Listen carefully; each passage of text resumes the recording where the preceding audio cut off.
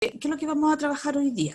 Hoy día vamos a hacer, tal como lo dice ahí, una síntesis de los aprendizajes que vamos a evaluar en la prueba del viernes 14, este viernes, pasado mañana, ¿ya? Entonces eso es lo que vamos a trabajar hoy día, vamos a ir viendo los aprendizajes que vimos, recordándolos, y al final, chiquillos, las dudas, las consultas, para que podamos resolverlas, ¿ya? Entonces vamos a partir. El objetivo, entonces, el mismo que habíamos tenido antes, conocer la diversidad de paisajes, estableciendo las relaciones causales de estos paisajes con los elementos físico-naturales, o sea, todo lo que eran los factores, los elementos del clima, etcétera, ¿ya?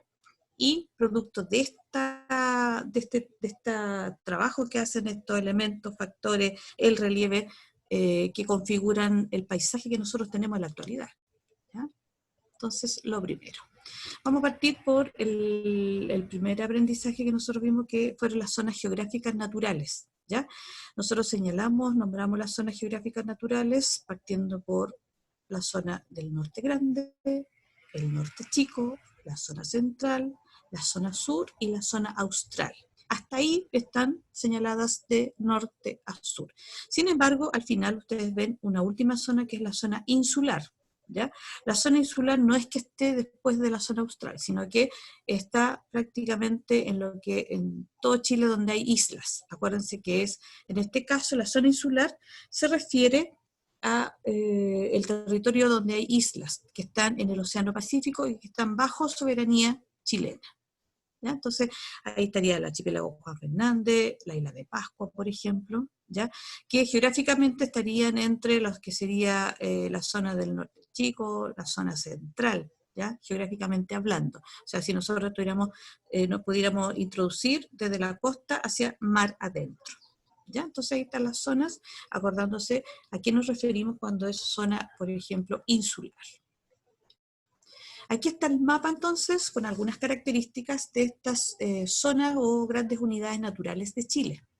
¿Ya? Están aquí mencionadas entonces el norte grande como un ambiente árido. Recuerden lo que significa la palabra árido, significa seco. Después viene el norte chico, que es semiárido, o sea, ya hay presencia de agua, de algunos ríos también ahí. Después viene la zona central, que tiene una característica de un ambiente templado mediterráneo. Seguimos hacia el sur, está la zona sur, con un ambiente templado ya húmedo. Y en la zona austral está un ambiente templado húmedo, frío, oceánico y subantártico, ¿ya? Es decir, ahí, según la posición geográfica que tienen, está también las características que presenta esta zona o natural, en este caso, geográficas de Chile, ¿ya? Dice, estas unidades son el resultado de la combinación de factores naturales, la orografía, o sea, lo que tiene que ver con la formación de montañas, la hidrología, los ríos, el clima, la vegetación, los suelos y además las características antrópicas, que son las que nosotros le hemos dado al paisaje. O sea, nosotros hemos cultivado, hemos cambiado los paisajes totalmente, ¿ya? Con el cultivo, con la construcción de viviendas y de industria, etc. ¿Ya? Ahora, dentro de estas zonas, aquí en la anterior aparecía Chile continental y aquí aparecen entonces lo que es la zona insular, lo que decíamos anteriormente. Dice que es un conjunto de islas, archipiélagos de origen volcánico en el Océano Pacífico, ¿ya? Y que están bajo soberanía chilena. Y hay algunos ejemplos: el archipiélago Juan Fernández, la isla Salgómez, la isla de Pascua, ¿ya? Y ahí aparecen también el mapa con la ubicación de estas zona insular, ¿ya? Ahora, el relieve es uno de los elementos que dan característica a cada una de las zonas, ¿ya? Y en el caso de Chile, el relieve tiene varias zonas también. Están las planicies litorales, que están, si ustedes se fijan, prácticamente en todo Chile. En algunas no hay, ¿ya? prácticamente en todo Chile, que es lo que está en la costa, las playas. Esas son planicies. Cuando la costa es una montaña, un precipicio, ahí no hay planicies, ¿ya? La palabra no está diciendo plano, ¿ya? Después, si nosotros venimos desde el océano o del oeste hacia el este, viene la cordillera de la costa, después viene la depresión intermedia, ¿ya? Y la depresión intermedia es la zona, por ejemplo, donde estamos nosotros en este momento. ¿Ya? Donde está la cuenca Santiago, donde está Puente Alto, etc. Y después viene la cordillera de los Andes, que es la cordillera que presenta mayores alturas, por ejemplo, y presenta, por ejemplo, volcanismo, ¿ya? Hay muchos volcanes. Y más hacia el sur se presentan estas dos zonas, que son las planicies patagónicas y los campos de hielo, que si ustedes se fijan están en la parte austral de Chile, no están en el resto del país. Ya si se fijan en la ubicación de los colores. Ahora, si nosotros tuviéramos, por ejemplo, en la zona central, y que ordenar desde el mar hacia la cordillera, nosotros podríamos mencionar que en la zona central de Chile está, por ejemplo, hay planicies litorales o planicies costeras, después se presenta la cordillera de la costa, que es cuando uno va hacia la costa y tiene que pasar por los túneles, ¿ya? Ahí se pasa la cordillera de la costa. ¿Se acuerdan que uno cuando va, estoy hablando del litoral central, uno pasa por túneles? Cuando pasa por esa zona, ahí está la cordillera de la costa, ¿ya? Después viene la depresión intermedia, que es donde estamos nosotros en este momento, y si seguimos avanzando hacia el este, está la cordillera de los Andes, que es la que nosotros vemos, digamos, constantemente, y que presenta, como les digo, unas importantes alturas y también el fenómeno del volcanismo. Y más hacia el sur, ya no en la zona central. Si uno pregunta en la zona central, no aparecen ni planicie patagónica, ni campos de hielo como aparecen en la zona austral. ¿Ya? Entonces aquí tenemos el relieve que forma parte de estas zonas. Está también lo que es la hidrología o la hidrografía. Aquí tiene que ver, están las zonas, en este esquema están las zonas y lo que tiene que ver con los ríos, más el clima, ¿ya? En el norte grande es una zona seca, endorreica y arreica. Endo significa que queda dentro, o sea, los cursos de agua que hay en la zona endorreica no llegan al mar, quedan dentro del continente, de la tierra, ¿ya? O sea, los ríos que están en esta zona normalmente no desembocan en el mar, en el norte grande. Y arreica es una zona que no tiene ríos. En la parte del norte hay una zona que no tiene ningún río. Y el clima es desértico. Si avanzamos más hacia el sur, ahí también sigue siendo seco, pero ya se presentan ríos y ríos que desembocan o llegan al mar, por eso se habla de una zona exorreica. Exo significa fuera, endo, dentro. Y el clima, como ya hay agua, es semiárido.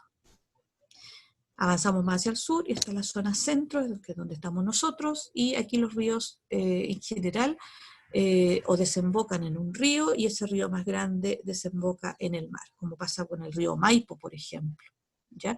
Que tiene afluentes que desembocan en el río Maipo, por ejemplo el río Colorado que desemboca en el Maipo, y el Maipo es un río más grande que sigue su curso hasta desembocar en el mar.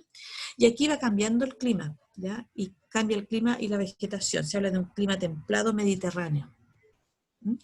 Seguimos más hacia el sur y aparece la zona sur, en donde ya los ríos desembocan en el mar y es más lluvioso, por lo tanto hay mayor humedad. Lo mismo pasa en la zona austral, en que aumenta la lluvia en algunas zonas y las precipitaciones en algunas no aumentan como lluvia, sino que ya se presentan de manera sólida, o sea, nival. Los ríos también llegan a desembocar en el mar y hay una gran humedad, ¿ya? Entonces todo va relacionado en donde está Chile de norte a sur. Ahora, hablamos también nosotros en clase de que se hablaba de un Chile tricontinental, ¿ya? ¿A qué se refiere de este Chile tricontinental? Primero que estarían 3 continentes, ¿ya? Hablando, por ejemplo, de Sudamérica o América del Sur, que es el territorio continental, es donde nosotros estamos en este momento, el territorio insular, que nosotros lo mencionamos, y que algunas de estas islas se dice que forman parte de Oceanía, ¿ya? Geográficamente hablando, del continente de Oceanía. Ahí tendríamos dos continentes, América, Oceanía. Y la Antártica, que para algunos estudiosos, algunos geógrafos lo consideran un continente aparte, ¿ya? A pesar de que no se habla mucho de, no es tan, digamos, masivo eso, pero sí, algunos estudiosos lo consideran la Antártica un continente aparte.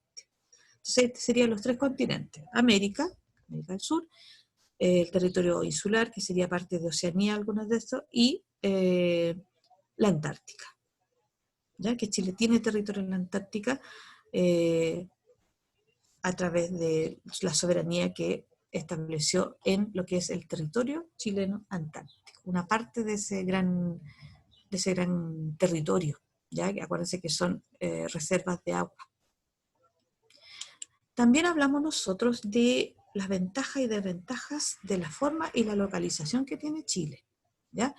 Las ventajas, ventajas respecto de la forma que tiene Chile, por ejemplo, la variedad de climas, de paisaje, de recursos naturales.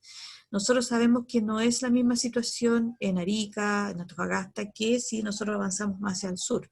Son distintos los climas, distintos los paisajes, por lo tanto, distintos los recursos naturales. Por la forma que tiene Chile, las extensas costas, ¿ya? Y el fácil acceso a los puertos, ¿ya? Está frente al Océano Pacífico. Entonces, la otra ventaja que viene es la posición en este océano. ¿Por qué? Porque se plantea que es el océano en donde se encuentran las mayores potencias económicas a nivel mundial, ¿ya? Entonces la posición de Chile sería muy importante frente a estar en este océano Pacífico, ¿ya? Desde el punto de vista económico. Ahora, lo negativo, las desventajas. Por la forma que tiene Chile, hay muchas dificultades, muchas veces las comunicaciones terrestres entre el norte y el sur del país. Cuando hay algunos problemas, la distancia se hace más complicada todavía, es muy largo, son largos los recorridos que hay que hacer, ¿ya? Vía terrestre. Recuerden que el transporte de productos se hace fundamentalmente vía terrestre. Los camiones son los que circulan con muchos de los productos que van en todo Chile, ¿ya? El pasaje, digamos, de pasajero, el costo del pasaje también muchas veces se encarece, ¿ya? Entonces, y cuando hay algún problema, por ejemplo, hay un corte de carretera, ahí ya queda cortada esa parte de Chile, porque hay un aluvión, porque hubo un sismo, etcétera. También es una desventaja. Y una desventaja por la ubicación que tiene Chile, dice intensa actividad sísmica, al localizarse en una zona de contacto de placas tectónicas. Y eso nosotros lo sabemos porque constantemente nosotros estamos sintiendo o están ocurriendo sismos que algunos no los sentimos, que no los percibimos, pero sí sabemos que estamos en una zona de alta actividad sísmica, o lo que se llama el cinturón de fuego del Pacífico, que tiene estas características. Entonces también sería una desventaja porque siempre estamos sufriendo alguna parte del territorio chileno, sufriendo de sismos. Ya. También nosotros hablamos de riesgos naturales que sufren algunas de estas zonas, ¿ya? Y nosotros hablamos que, por ejemplo, en las zonas de Arica, Tarapacá, ¿ya? Antofagasta, hay riesgos naturales especialmente de inundaciones, aluviones, sismos y erupciones volcánicas, ¿ya? Recuerden que ahí llueve muy poco y en la zona del altiplano nosotros decíamos que llueve en verano, y cuando hay lluvias torrenciales muchas veces estas lluvias arrasan con todo el material, con todo, y ahí se producen los aluviones que llegan muchas veces a la ciudad, ¿ya? Entonces ahí destruyen y hay un problema que ocurre. Los sismos y las erupciones volcánicas prácticamente en todo Chile. En las zonas de Atacama, Coquimbo, también hay problemas de inundaciones, aluviones, sismos, pero ahí se agrega otro que son las sequías, ¿ya? En que en las zonas de Atacama, Coquimbo, hasta este año llovió mucho más ahí, incluso nevó, ¿ya? cosa que habían pasado más o menos cerca de 10 años en que esto no sucedía.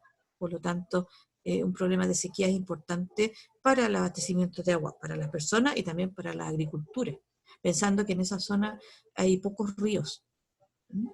Ahora, en las zonas, en la región que viene, entre la región de Valparaíso y la zona de los lagos, también se producen inundaciones, aluviones, también sequías, ¿ya? Heladas, que también son un problema natural para los cultivos fundamentalmente, los sismos, las erupciones volcánicas, y se agrega otra que es la marea roja, ¿ya? La marea roja también es un fenómeno natural que se presenta en algunas zonas. Y la zona de Aysén y Magallanes también tiene problemas naturales como desplazamiento de terrenos, derrumbes, también sequías puede haber ahí, y sismos, ¿ya? Alguien puede decir los incendios forestales, pero los incendios forestales son considerados prácticamente en su totalidad una acción antrópica. ¿Qué significa esto? Que son provocados por el ser humano, ¿ya? Entonces eso es provocado por el ser humano la mayor parte de los incendios forestales, que han ocasionado bastante daño en algunos momentos en Chile, ¿ya? Ahora, en una de las clases también vimos, relacionado con toda esta conformación del paisaje, que el clima también va a ser bien importante.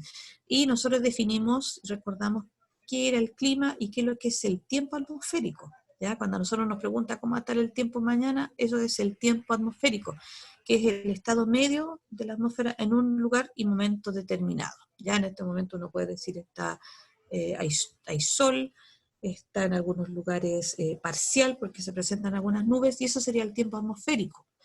Pero el clima es el estado o promedio de la atmósfera, que se calcula en base a un tiempo largo, se hacen estudios un tiempo largo y se dice esta zona tiene un clima determinado de estas características después de haber hecho estudios por años en cuanto a temperatura, precipitaciones, viento, etcétera, ¿ya?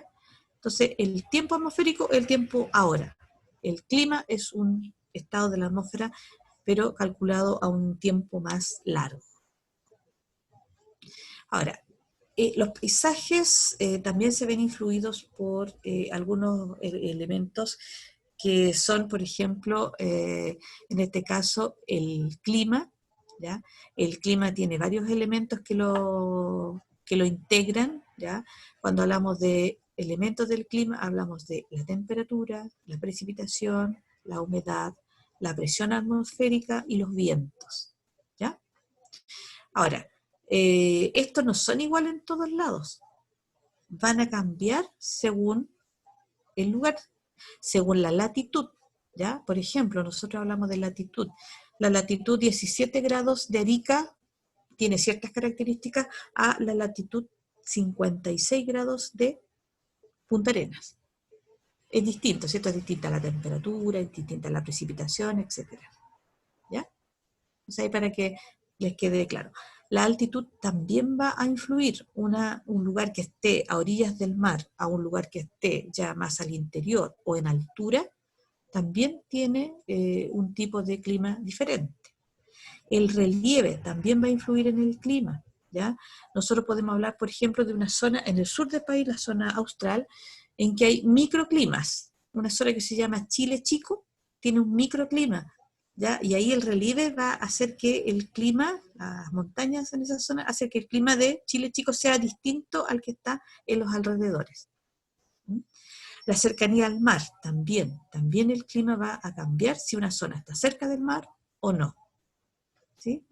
Le otorga más, en el caso nuestro, el Océano Pacífico le da o modera en cierta manera las temperaturas de un lugar. Las corrientes marinas también.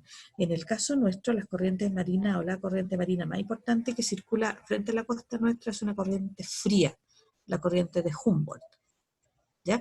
Y esta va a hacer que el mar sea más frío, ¿ya? En algunas zonas, y que eso va a permitir moderar las temperaturas en algunos lugares que por su latitud debieran ser más altas, pero como el mar modera esto, esas temperaturas son más bajas, ¿ya?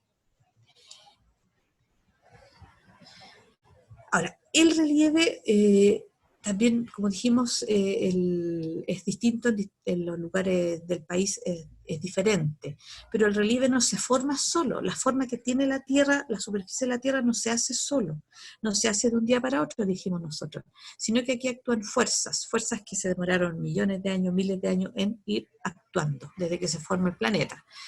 Y dividimos nosotros dos aspectos, las fuerzas endógenas, que son internas de la Tierra, y las fuerzas exógenas, que son de fuera de la Tierra, externas. ¿Ya? Acuérdense, ahí repetimos lo mismo. Endo significa dentro, exo, fuera. ¿Ya? Y aquí hay algunos ejemplos. Por ejemplo, los sismos vienen desde el interior de la Tierra, por lo tanto son fuerzas endógenas. El vulcanismo también. ¿Ya? Pero hay otros como la erosión.